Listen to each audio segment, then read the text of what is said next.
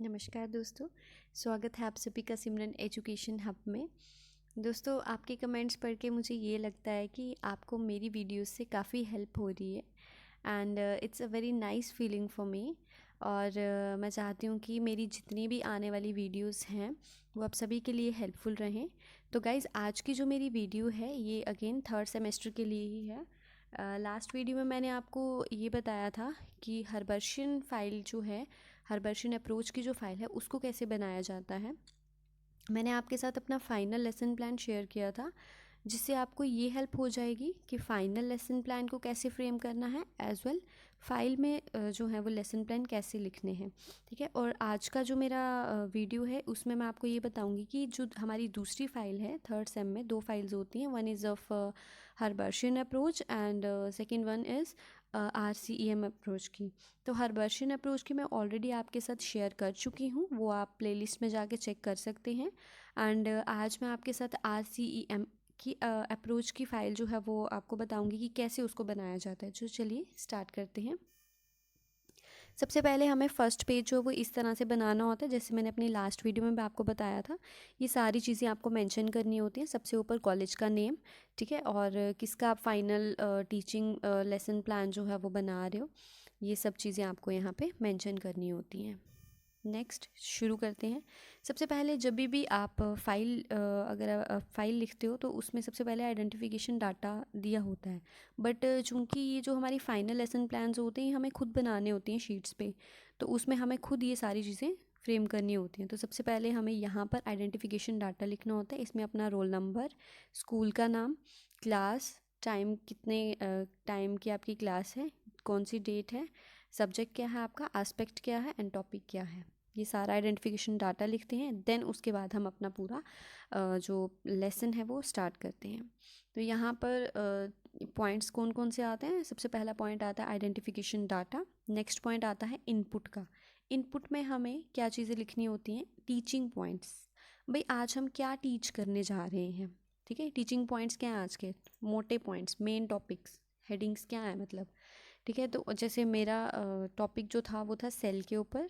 Cell बताना है, cell का स्ट्रक्चर एज वेल प्लांट और एनिमल सेल दोनों का स्ट्रक्चर जो है वो डिस्टिंग्विश करवाना है बच्चों को, मतलब ओवरऑल पूरा उनका एक्सप्लेन करना है। तो मैंने जैसे टीचिंग पॉइंट्स में मेंशन किए कि सेल के बारे में, ठीक है, प्लांट सेल क्या है, एनिमल सेल क्या है, ये सारी मेरे टीचिंग पॉइंट्स हैं। आज के लेक्चर में, आज के लेसन में मैं बच्चों को ये चीज़ें टीच करूँगी। नेक्स्ट आ जाता है हमारे पास, और गाइस इस तरह से जैसे फाइनल लेसन प्लान था मेरा, तो मैंने इस तरह से मिनिएचर लगाया था। आप अपनी फाइल्स पर भी, जो मोटी हमारी लेसन प्लान की पूरी फाइल बनती है ना, उसमें भी आप इस तरह से जो भी आपका टॉपिक है ना, टॉपिक से रिलेटेड आप छोटे छोटे इस तरह से मिनिएचर्स लगा सकते हैं, ठीक है, जैसे कि मैंने यहाँ पे लगाया है। इससे बहुत इफ़ेक्टिव लगती है अब हमारी पूरी फाइल या लेसन प्लान, ठीक है। देखने वाले को भी मज़ा आता है, समझ आता है, बिकॉज़ डायग्राम्स ही हैं जिनसे हम एक्सप्लेन कर सकते हैं अपनी चीज़ें।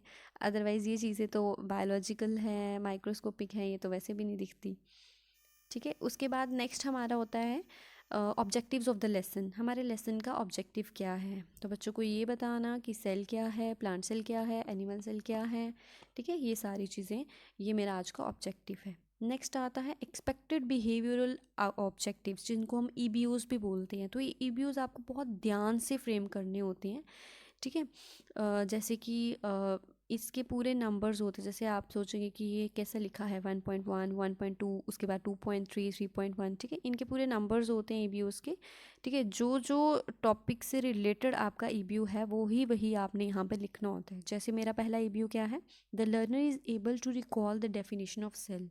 जो लर्नर है, जो बच्चा है, वो अब सेल की डेफिनेशन जो है वो रिकॉल कर सकेगा, ठीक है। तो ये एक चीज़, ये किस में आ जाता है, नॉलेज में, ये उसकी नॉलेज में एक चीज़ ऐड करेगा बच्चे की। नेक्स्ट आता है the learner is able to recognise the structure of plant cell and animal cell. जो लर्नर है वो एनिमल सेल और प्लांट सेल दोनों के स्ट्रक्चर को देख के ही पहचान लेगा, रिकॉग्नाइज कर पाएगा। तो ये भी चीज़ नॉलेज में ऐड हुई। नेक्स्ट है the learner is able to discriminate between the plant and animal cell. अब जो लर्नर है वो डिस्टिंग्विश कर पाएगा प्लांट सेल के बीच में और एनिमल सेल के बीच में, वो देख के बता सकता है कि ये प्लांट सेल है, ये एनिमल सेल है। तो उसके अंडरस्टैंडिंग में एक पॉइंट ऐड हुआ है। उसके बाद 3.1 है the learner is able to reason out how plant cell and animal cell they are different from each other. अब लर्नर ये रीज़न भी दे सकता है कि प्लांट और एनिमल सेल जो है वो आपस में दोनों एक दूसरे से अलग कैसे हैं। ठीक है, तो ये एप्लीकेशन है, उसने वो चीज़ अपनी अप्लाई की, जो उसने नॉलेज, जो भी उसकी नॉलेज गेन की थी उसने वो चीज़ अप्लाई करी। नेक्स्ट है the learner is able to analyse the structure of plant and animal cell, that is creativity. अब लर्नर जो है वो बता सकता, एनालाइज कर सकता है, ठीक है, कैसा प्लांट सेल का स्ट्रक्चर है, कैसा एनिमल सेल का स्ट्रक्चर है, ठीक है, ही और शी कैन एनालाइज। ठीक है, तो ये मेरे ईबीओज रहे।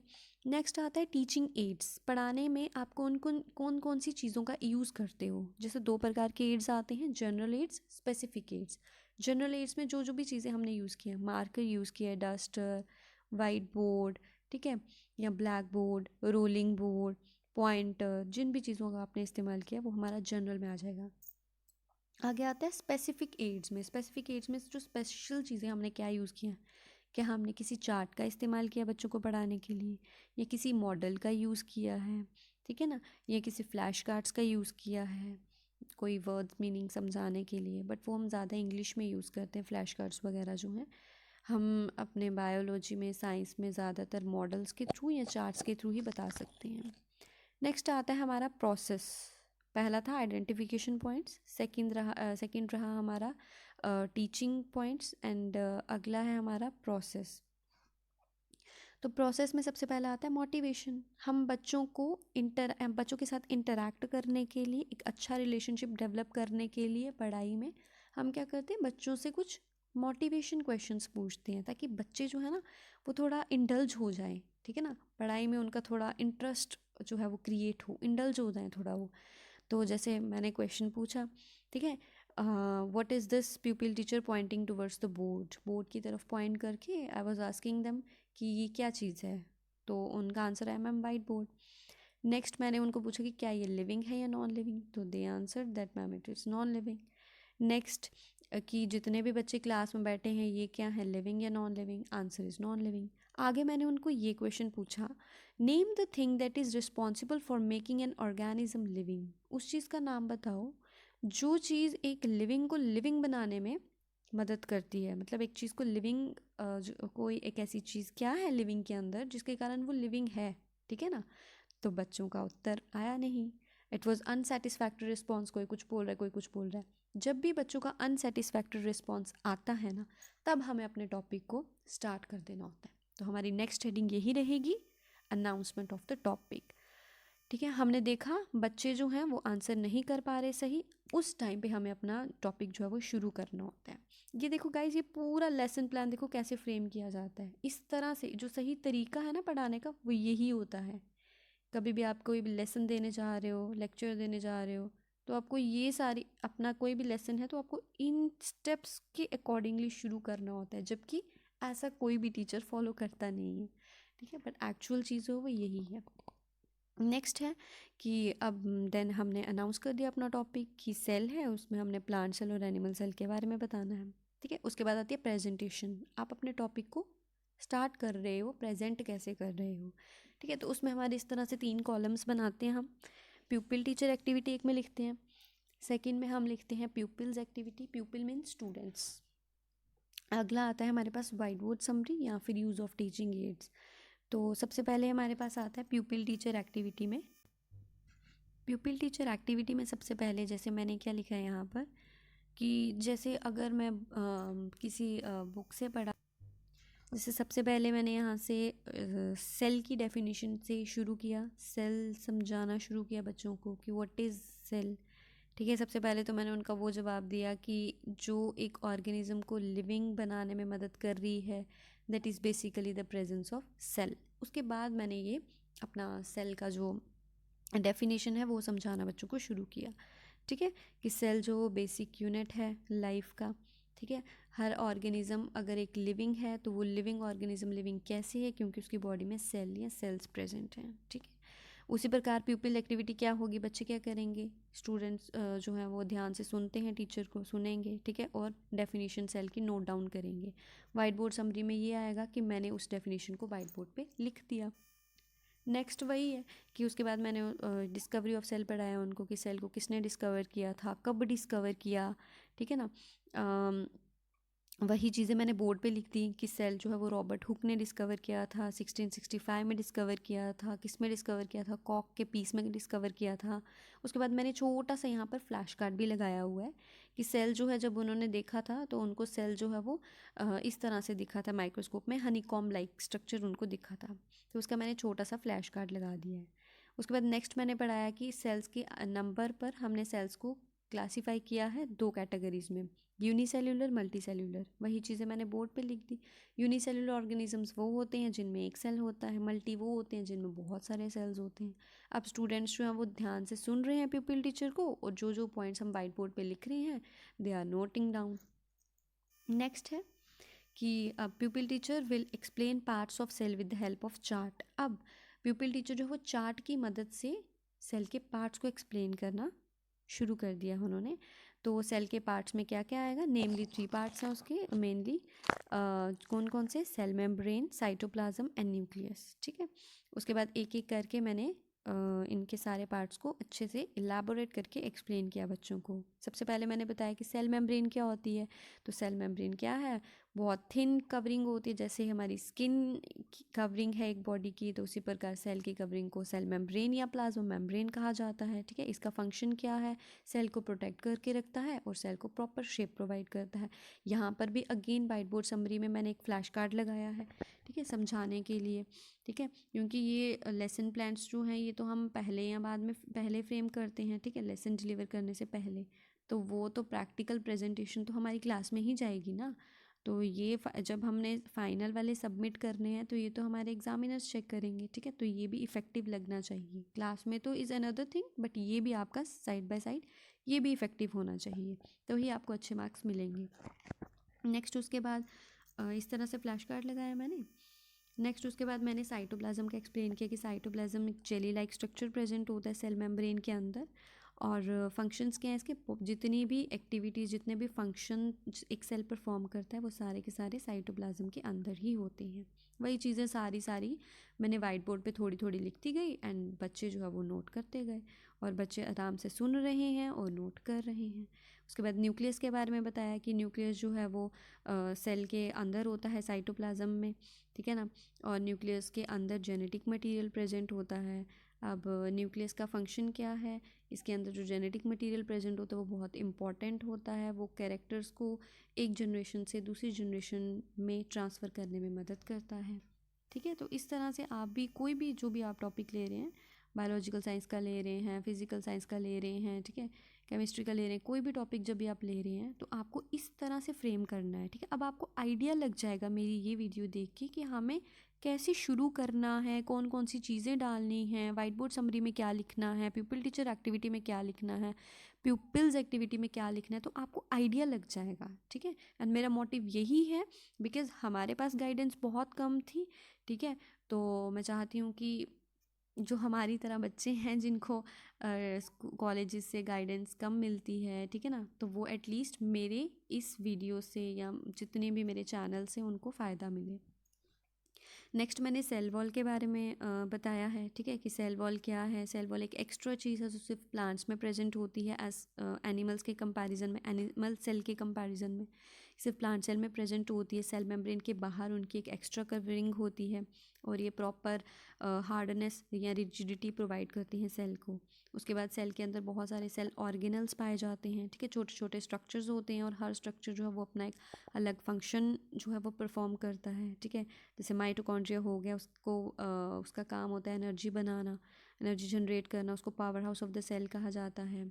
क्लोरोप्लास्ट हो गया, ठीक है, तो क्लोरोप्लास्ट क्या करता है, प्लांट्स की फोटोसिंथेसिस में बहुत रोल है इसका, ठीक है। उसके बाद एंडोप्लाज्मिक रेटिकुलम, इनका काम होता है प्रोटीन की सिंथेसिस करना या लिपिड्स की सिंथेसिस करना।